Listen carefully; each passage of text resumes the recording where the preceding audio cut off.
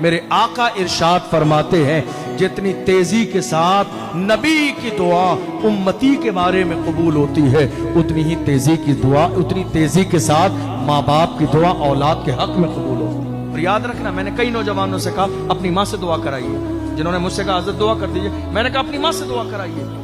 तो हंस के कहते हैं अरे हजरत अब आप तो माशाल्लाह अल्लाह के घर में मस्जिद में रहते हैं, 5 वक्त नमाज पढ़ाते हैं, तरावी पढ़ाते हैं, आप एतकाफ में होते हैं 10 दिन, तो आप माशाल्लाह बहुत नेक आदमी हैं। हमारी अम्मी तो जुमे के अलावा नमाज ही नहीं पढ़ती हैं, उनसे दुआ करा के क्या होगा। ये जो एक गलत सोच है ना, याद रखना माँ का मकाम जो इतना बुलंद है ना वो नमाज पढ़ने की वजह से नहीं, याद रखना। और ये बात समझ के जाना, माँ का जो इतना बड़ा मकाम है औलाद के लिए वो नमाज पढ़ने की वजह से नहीं है, वो माँ का मकाम माँ होने की वजह से है। वो नमाज ना पढ़े उसको जवाब अल्लाह के यहाँ देना है, तुम फैसला नहीं करोगे मगर तुम्हारी जन्नत उसी माँ के कदमों के नीचे। माँ का मकाम, माँ की शान, माँ की इज्जत, माँ की खिदमत इसलिए नहीं है कि वो नमाजी है तो इज्जत की जाएगी, बेनमाजी है तो हम उसे घर से निकाल देंगे। माँ की इज्जत नमाज की वजह से नहीं है, वो उसका अपना मामला खुदा की बारगाह में देखेगी,